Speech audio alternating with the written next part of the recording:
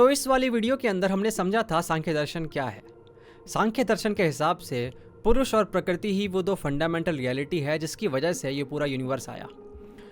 पुरुष और प्रकृति जब साथ आते हैं तो किस तरीके से यूनिवर्स जो है वो मैनिफेस्ट होता है। पुरुष जो है वो प्योर कॉन्शियसनेस है, वो इटर्नल है, हमेशा से था, वो सिर्फ विटनेस करता है। दूसरी ओर जो प्रकृति है वो एक्टिव है, वही कॉज एंड इफेक्ट है इस पूरी यूनिवर्स का। जब पुरुष की अवेयरनेस वाली लाइट प्रकृति पे पड़ती है तो प्रकृति एक्टिव हो जाती है और अपना खेल दिखाना शुरू कर देती है, और उसके खेल से ही ये पूरा यूनिवर्स सामने आता है। हमने बात करी थी सत्कार्यवाद के बारे में कि किस तरीके से जो इफेक्ट होता है वो कॉज के अंदर ऐसा पोटेंशियल हमेशा से होता है। जिस तरीके से मिट्टी के अंदर वो पोटेंशियल होता है कि वो मिट्टी का घड़ा बन पाए, उसी तरीके से प्रकृति के अंदर वो पोटेंशियल होता है कि वो यूनिवर्स का निर्माण कर पाए। फिर हमने बात करी थी प्रकृति के 3 गुणों के बारे में, सत्व, रजस और तमस, और हमने बात करी थी कैसे इन तीनों के ही अलग अलग रेशो में होने के कारण इतनी डाइवर्सिटी हमें देखने को मिलती है यूनिवर्स के अंदर। आज हम बात करने वाले हैं कि सफरिंग क्यों एग्जिस्ट करती है अकॉर्डिंग टू सांख्य दर्शन। इस दुनिया में अगर सबसे कोई रियल एक्सपीरियंस है ना, वो है सफरिंग का।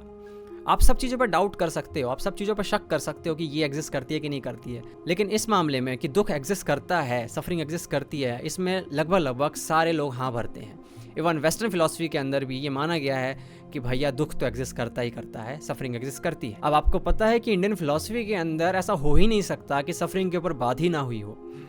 हर स्कूल ऑफ थॉट ऑलमोस्ट ये मानता है कि संसार दुखमय है, चार्वाक को छोड़कर, लेकिन उनका सफर यहीं तक नहीं रुकता है।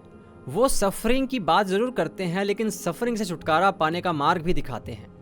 उन सब के हिसाब से अगर दुख है तो दुख से छुटकारा पाने का तरीका भी है। तो सांख्य दर्शन में दुख के बारे में क्या बोला गया है उसके ऊपर बात करेंगे। तो सांख्य दर्शन ने 3 तरीके के दुख के बारे में बात करी है। पहला दुख होता है आध्यात्मिक दुख, वो दुख जो आपको आपकी फिजिकल इलनेस के कारण होता है, आपकी मेंटल इलनेस के कारण होता है। कोल्ड हो गया, फीवर हो गया, डिप्रेशन हो गया, एग्जाइटी हो गई, आपको गुस्सा आ रहा है बहुत ज़्यादा, आपका ब्लड प्रेशर हाई हो गया, ये सारी जो प्रॉब्लम्स होंगी ये आध्यात्मिक दुख के अंदर आएंगी। दूसरा दुख होता है आधि भौतिक। ये वो दुख होता है जो बाहरी चीज़ों से मिलता है, आपको बाहरी इंसानों से मिलेगा, किसी दूसरे इंसान से, जानवर से, या मान लो आपको सांप काट गया, बिच्छू काट गया, या किसी दूसरे इंसान ने आपको कष्ट पहुंचाया, किसी तरीके से हार्म किया, तो ये जो दुख होता है वो आधि भौतिक दुख में आएगा। तीसरा दुख होता है आधि दैविक।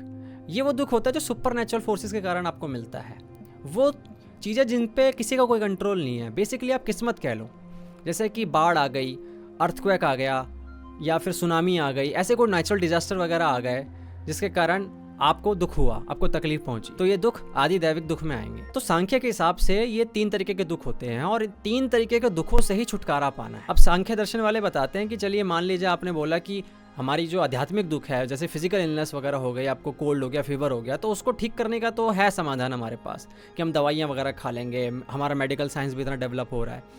लेकिन सांख्य दर्शन वाले ये कहते हैं कि ये परमानेंट सॉल्यूशन नहीं होगा, इसकी कोई गारंटी नहीं है कि आपको दोबारा कोल्ड फीवर नहीं होगा, या दोबारा कोई बीमारी नहीं होगी, या फिर आप सारी तरीके की बीमारी से इम्यूनाइज हो जाएंगे, ऐसा हो ही नहीं सकता।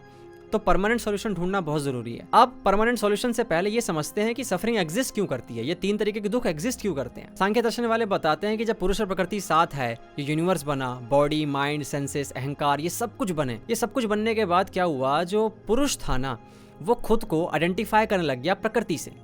उसको लगा कि उसका कोई एग्जिस्टेंस नहीं है, वो प्रकृति ही है। वो प्रकृति में इतना खो गया, प्रकृति के डांस में इतना खो गया कि उसको लगने लगा कि मैं प्रकृति ही हूँ। जब बॉडी सफर करती है तो पुरुष को ये लगता है कि वो सफर कर रहा है। इसको समझाने के लिए सांख्य दर्शन वाले बहुत अच्छी एनालॉजी देते हैं कि मान लीजिए एक लाल फूल रखा हुआ है और एक क्रिस्टल रखा हुआ है, क्लीन क्रिस्टल है, व्हाइट क्रिस्टल समझ लीजिए, और उस लाल फूल की रिफ्लेक्शन जो है ना वो क्रिस्टल पे पड़ रही है, जिसके कारण क्या हो रहा है कि क्रिस्टल लाल दिख रहा है, ठीक है, लाल रिफ्लेक्शन पड़ने के कारण, लेकिन असल में वो लाल है नहीं। उसी तरीके से पुरुष जो है उसको लग रहा है कि वो सफ़र कर रहा है, ठीक है, क्योंकि उसने आइडेंटिफाई कर लिया है अपने को प्रकृति से। असल में वो सफ़र नहीं कर रहा है, वो सफ़र कर ही नहीं सकता, क्योंकि उसका खुद का अपना वजूद है, वो सिर्फ विटनेस करता है, वो प्योर कॉन्शियसनेस है। तो इस तरीके से सांख्य दर्शन वाले बताते हैं कि दुख इसलिए एग्जिस्ट करता है क्योंकि पुरुष जो है वो फंस चुका है प्रकृति के खेल में, वो अपना रियल नेचर भूल जाता है, जिसके कारण वो खो जाता है और उसको दुख का सामना करना पड़ता है। जैसा कि आपको पता है कि जब भी सोल जो होती है वो ट्रैप हो चुकी होती है, वो फंस चुकी होती है, वो उसके आंखों के आगे अंधकार छा चुका होता है अज्ञान का, तो नॉलेज ही है, एक तरीके की नॉलेज ही है जो उसको बचाने आती है। जब नॉलेज की गंगा में वो डुबकी लगाती है सोल, तो सोल की आंखों से वो पट्टी हट जाती है और वो देख पाती है अपना रियल नेचर। उसी तरीके से सांख्य दर्शन के अंदर भी बोला गया है कि वो ज्ञान चाहिए होगा, अविद्या के कारण ही तुम अभी तकलीफ में थे, और इस अविद्या को ख़त्म करने के लिए चाहिए होगा एक ज्ञान।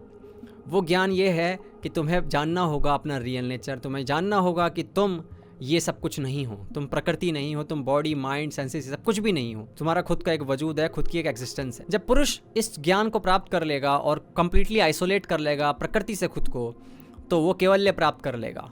यहाँ पर मोक्ष को कैवल्य बोला जाता है सांख्य दर्शन के अंदर। तो अगर आप चाहते हैं कि सांख्य फिलॉसफी की मैं इस सीरीज़ को कंटिन्यू रखूँ तो आप कमेंट सेक्शन में मुझे बता सकते हैं।